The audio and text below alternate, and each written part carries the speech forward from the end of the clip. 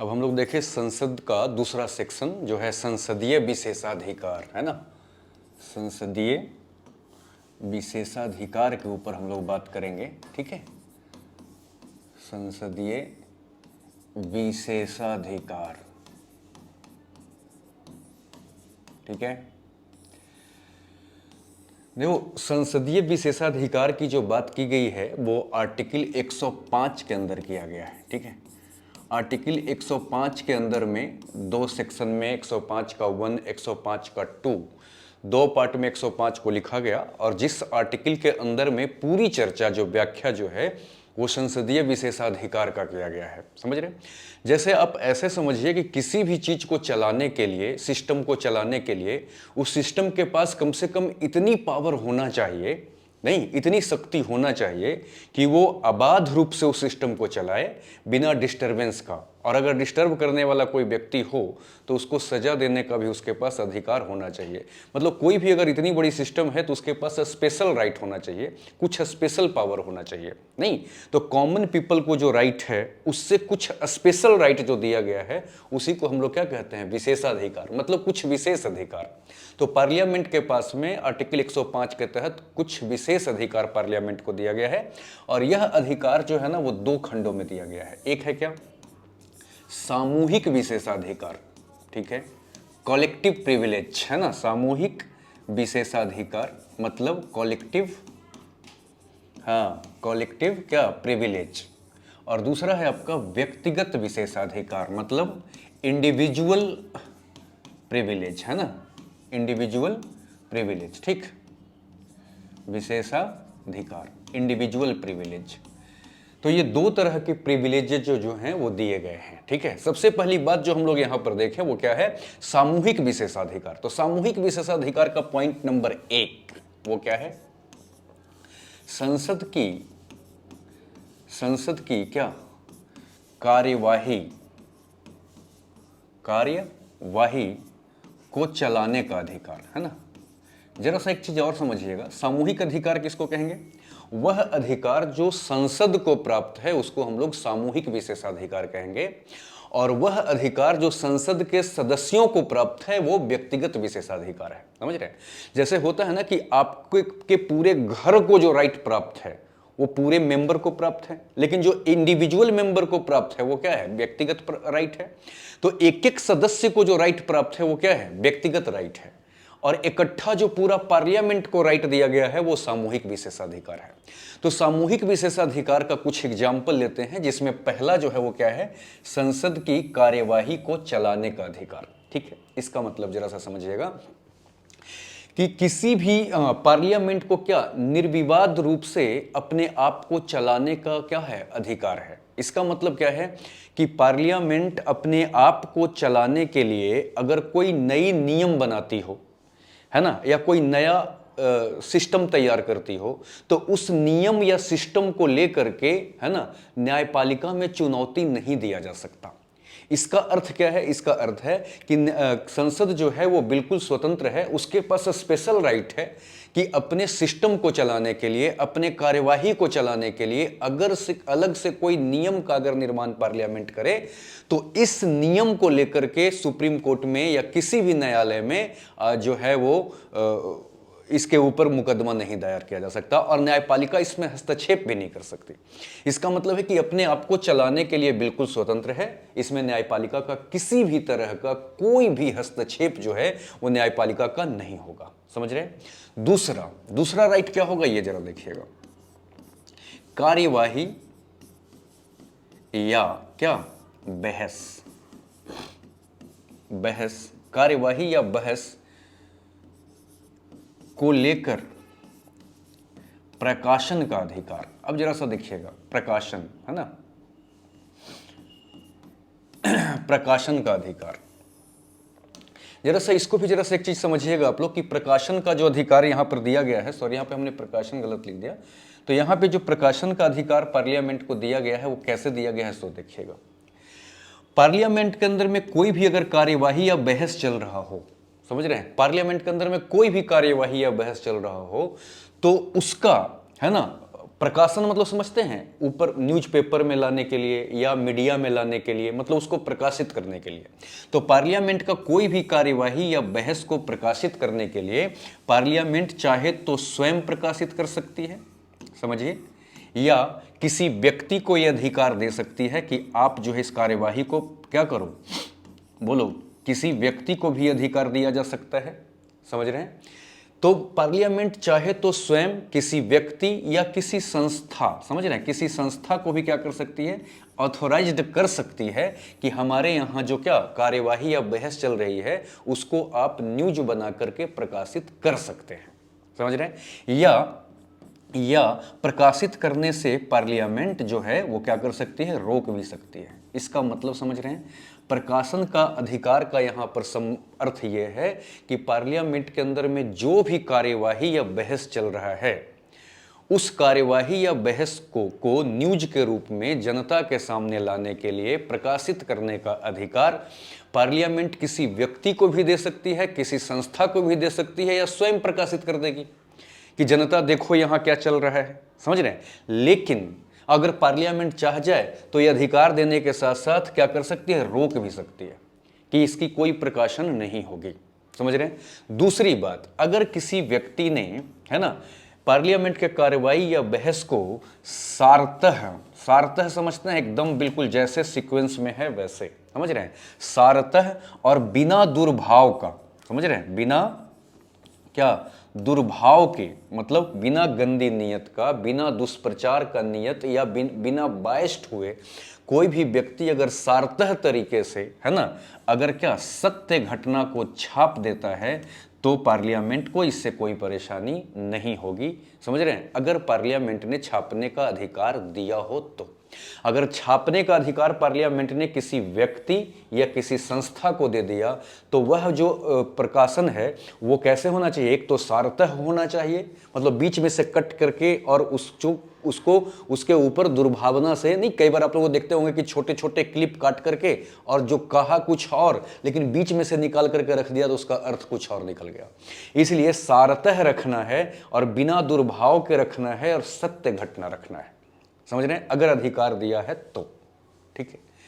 तो अगर इस व्यक्ति ने इस नियम को पालन करते हुए अगर किसी पार्लियामेंट के कार्यवाही को प्रकाशित कर दिया तो इस व्यक्ति के ऊपर किसी तरह का कोई कानूनी कार्यवाही नहीं होगा, कानूनी कार्यवाही इस व्यक्ति के ऊपर नहीं होगा, इस व्यक्ति को दोषी नहीं ठहराया जाएगा, समझ रहे हैं।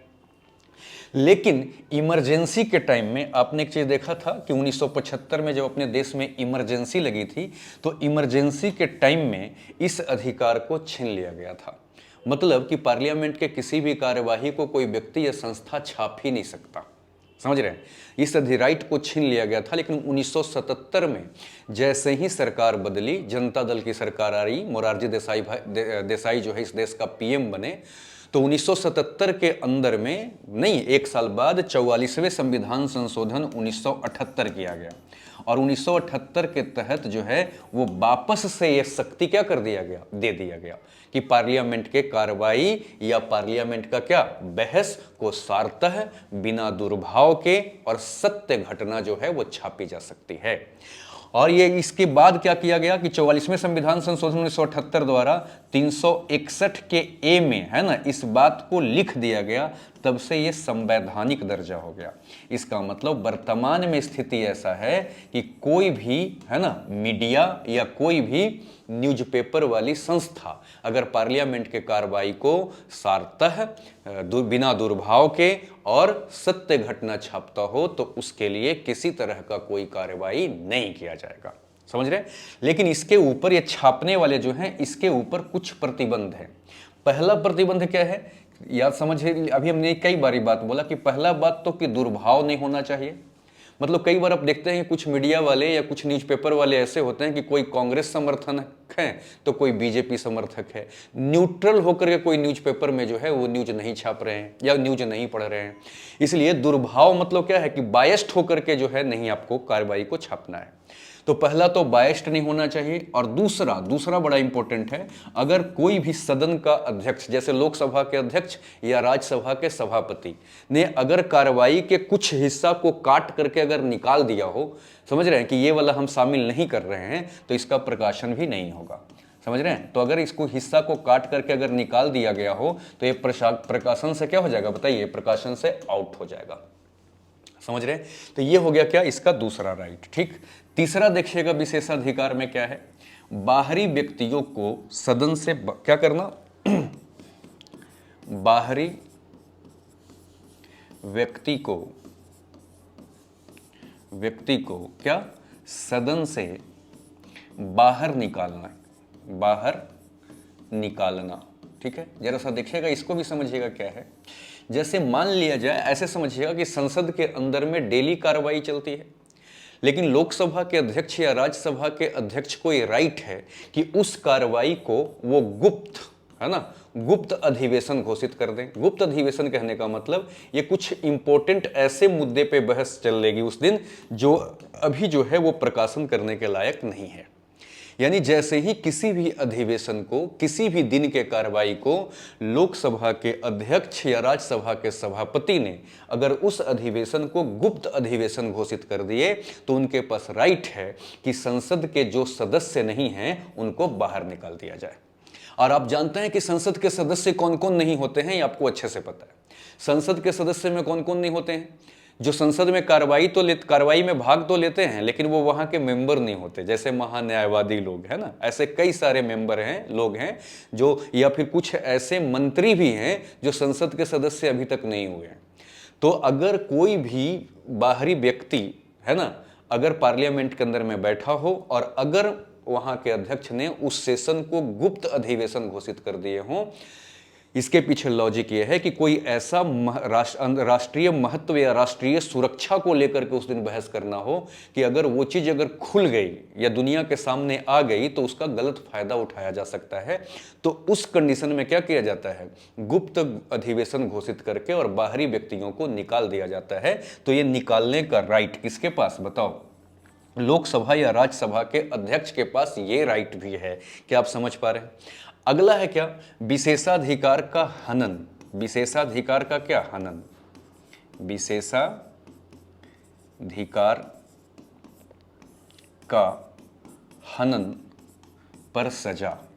ठीक है, अब देखिए विशेषाधिकार का जो हनन है वो दो व्यक्तियों के द्वारा किया जा सकता है। एक बाहरी व्यक्ति मतलब जो पार्लियामेंट के मेंबर नहीं है, और दूसरा सदस्य के द्वारा भी विशेषाधिकार का क्या हो सकता है, हनन हो सकता है। यानी जो उनको स्पेशल पावर दिया गया है, स्पेशल जो उनको राइट दिया गया है, उस राइट का वो गलत यूज कर ले, मिसयूज कर ले।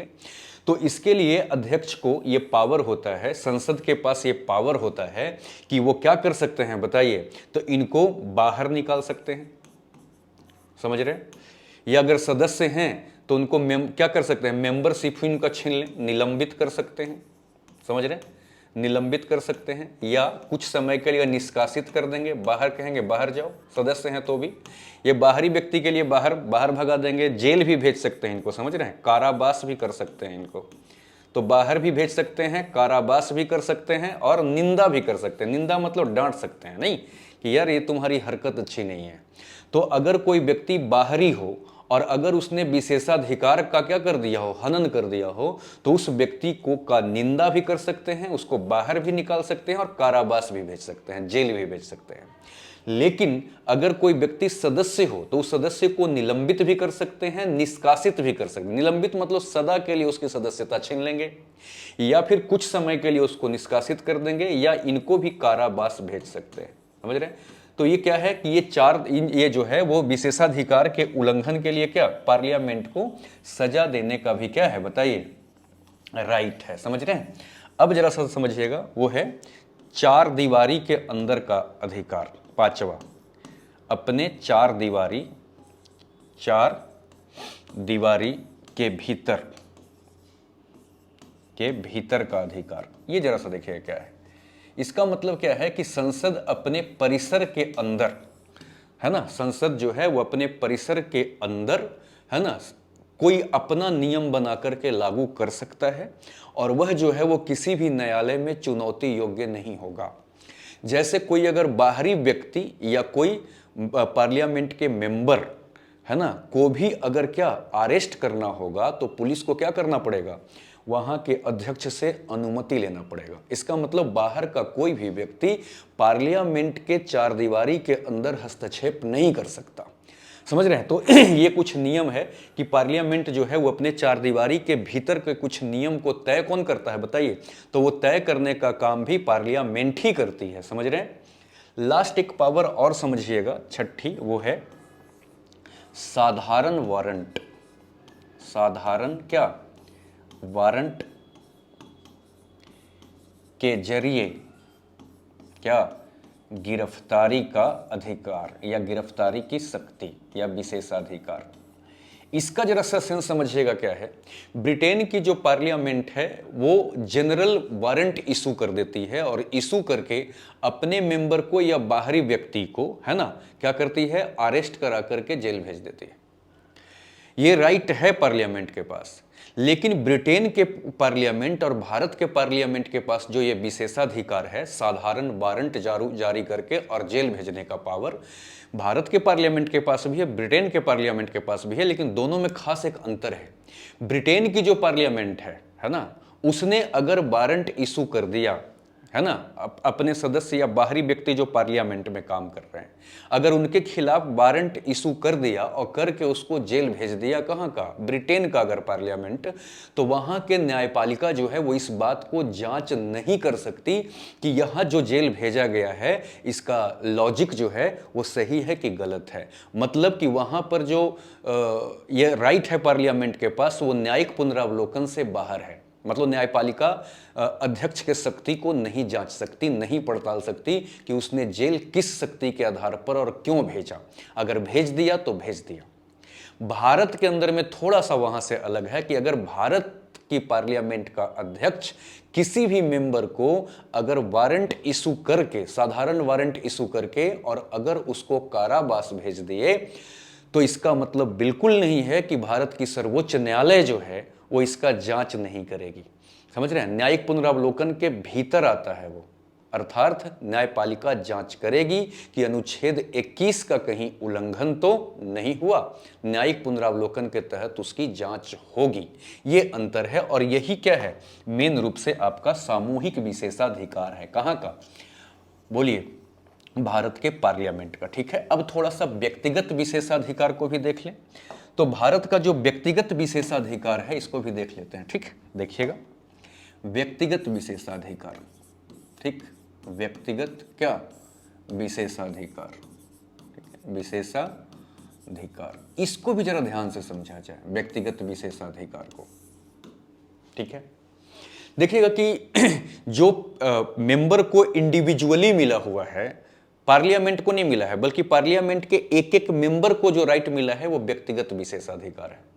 मतलब सदस्य का अधिकार क्या? व्यक्तिगत विशेषाधिकार, और पार्लियामेंट के पास जो इकट्ठा राइट मिला हुआ है वो क्या है? सामूहिक विशेषाधिकार। तो इसमें देखिएगा क्या क्या राइट है। सबसे पहला राइट है सिविल गिरफ्तारी से संरक्षण। सिविल क्या? गिरफ्तारी से संरक्षण। इसका मतलब क्या है, जरा देखा जाए। इसका मतलब है कि आप जानते हैं ना कि दो तरीके से पुलिस जो है आपको अरेस्ट करती है। एक होता है सिविल मामला और एक होता है क्राइम मामला। अगर कोई मामला क्या हो, सिविल का हो, समझ रहे हैं, अगर मामला किसका हो, सिविल का हो, जमीन से जुड़ा हुआ मामला हो, पैसा से जुड़ा हुआ मामला हो, शादी से जुड़ा हुआ मामला हो, जिसका संबंध जो है वो मारपीट ना हो, समझ रहे हैं, जिसका जो यदि सिविल मामला अगर है तो सत्र चालू होने के 40 दिन पहले, 40 दिन क्या पहले, या सत्र चालू बंद होने के 40 दिन बाद तक, मतलब सत्र स्टार्ट होने के 40 दिन पहले और सत्र बंद होने के 40 दिन बाद और सत्र के समय भी, है ना, किसी भी सदस्य को सिविल मामले में गिरफ्तार नहीं किया जा सकता। इसका लॉजिक ये है कि हर मेंबर जो है वो पार्लियामेंट के कार्यवाही में भाग ले। समझ रहे हैं। तो उनको भाग लेवाने के लिए सिविल मसलों में इनको संरक्षण दिया गया है कि सत्र के, और जानते हैं कि 1 महीना छुट्टी रहता है, गैप रहता है। एक सत्र चला 3 महीने, 1 महीने गैप, 3 महीने 1 महीने में गैप, 3 महीने 1 महीने गैप। तो 1 महीने गैप मतलब 30 दिन का गैप ज्यादा है ना, इसलिए क्या कर देगा 40 दिन बाद और 40 दिन पहले भी संरक्षण दे दिया गया है, ताकि ये व्यक्ति अरेस्ट हो ही नहीं। कुल मिलाकर अगर देखा जाए तो लगभग सिविल मामले में इनको संरक्षण है कि ये गिरफ्तार नहीं होंगे कोई भी मेंबर। इसीलिए आप लोग देखते होंगे कि जितना भी जो आपराधिक किस्म के लोग हैं वो कोशिश करते हैं कि हम किसी तरीके से चुनाव जीत करके और पार्लियामेंट पहुंच जाएं, फिर तो हमें पुलिस अरेस्ट नहीं करेगी। तो पुलिस से बचने का सबसे अच्छा तरीका है, अगर आपने खूब माल वगैरह हड़प लिया है तो अच्छा तरीका है कि आप पार्लियामेंट का मेंबर बन जाए। इसलिए जो है क्या है, सिविल गिरफ्तारी में यहां पर क्या किया गया है, संरक्षण दिया गया इनको। लेकिन अगर मामला अपराध का हो, समझ रहे हैं, यानी क्राइम हो, है ना, तो इसमें आपको संरक्षण नहीं दिया जाएगा, इसमें आपको गिरफ्तार किया जाएगा या डिटेन किया जाएगा। लेकिन इसके लिए संसद के अध्यक्ष को सूचना देना पड़ जाता है, समझ रहे हैं, सूचना देकर के इनको गिरफ्तार किया जा सकता है, लेकिन सिविल मामले में गिरफ्तार नहीं होंगे। तो पहला व्यक्तिगत अधिकार इनको यह मिल जाता है कि कोई भी मेंबर जो है वो सिविल मसले में अरेस्ट नहीं होते जब तक वो मेंबर हैं, समझ रहे हैं, लगभग। लेकिन अपराध और डिटेन में यह संरक्षण इनको नहीं मिलता, समझ रहे हैं। अगला जो इनको है वो क्या है, इनका है गवाही देने से संरक्षण भी इनके पास है। सो देखिएगा ये क्या है, सो देखिए इसका मतलब है जैसे मान लिया जाए कि कोई पार्लियामेंट के मेंबर हैं, वो किसी भी मसले में गवाही बने हुए हैं, मतलब गवाह बने हुए, विटनेस बने हुए हैं, तो कोर्ट उनको जो है ना गवाही के लिए भी नहीं बुला सकती कि आइए आप गवाही दीजिए, है ना, जब तक उसको पार्लियामेंट के अध्यक्ष जो है वो परमिशन नहीं देते। मतलब कि पार्लियामेंट के अध्यक्ष के परमिशन के बिना कोर्ट भी किसी भी मेंबर को गवाही देने के लिए नहीं बुला सकता। इसका मतलब ये गवाही देने से भी बच सकते हैं। तो एक संरक्षण, दूसरा संरक्षण क्या हो गया, गवाही देने से संरक्षण। तीसरा संरक्षण इनका है वाक्य एवं अभिव्यक्ति की स्वतंत्रता, इनको वहां पर मिला हुआ है। वाक्य एवं क्या, अभिव्यक्ति की क्या स्वतंत्रता, इनको वहां पर मिला हुआ है।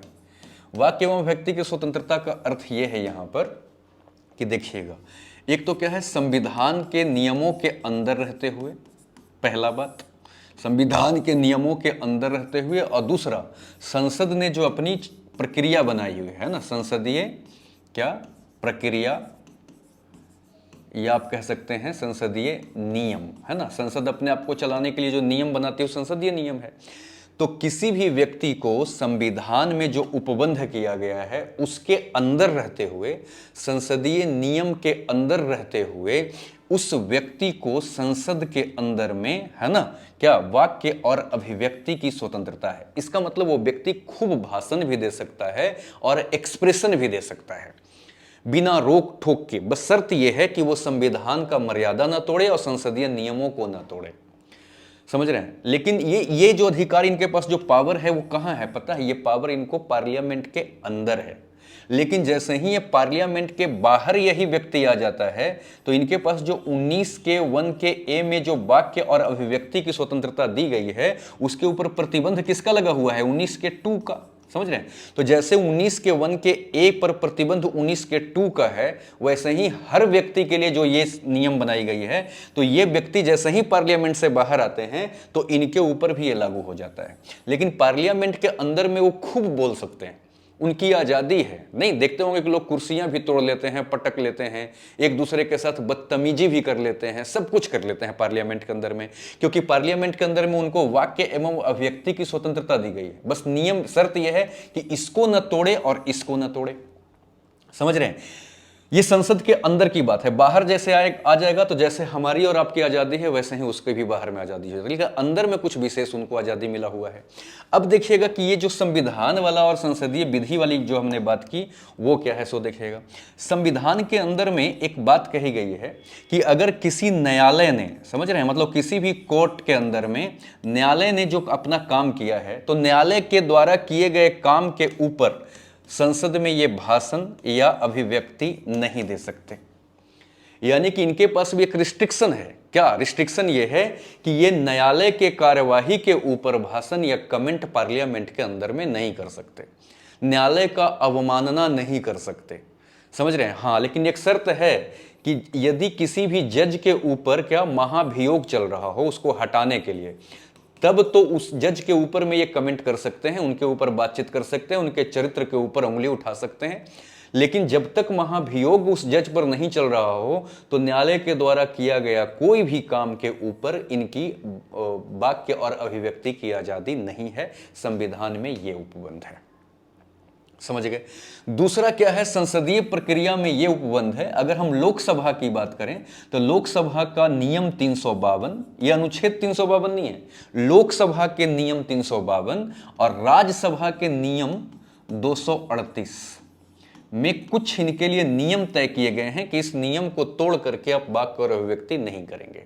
वो नियम क्या है कि आप संसद के अंदर में क्या असभ्य भाषा का इस्तेमाल नहीं करेंगे, समझ रहे हैं। संसद के अंदर में असभ्य भाषा का जो है वो चयन नहीं करेंगे, मानिए आप सभ्यता के साथ बात करें, ये संसदीय नियम में बात की गई है, समझ रहे हैं। और दूसरी बात क्या है कि संसद और भी अगर कोई नियम तय करे तो उस नियम के अंदर रहते हुए आप जितना भी कहना चाहते हैं, बोलना चाहते हैं, उतना बोलिए।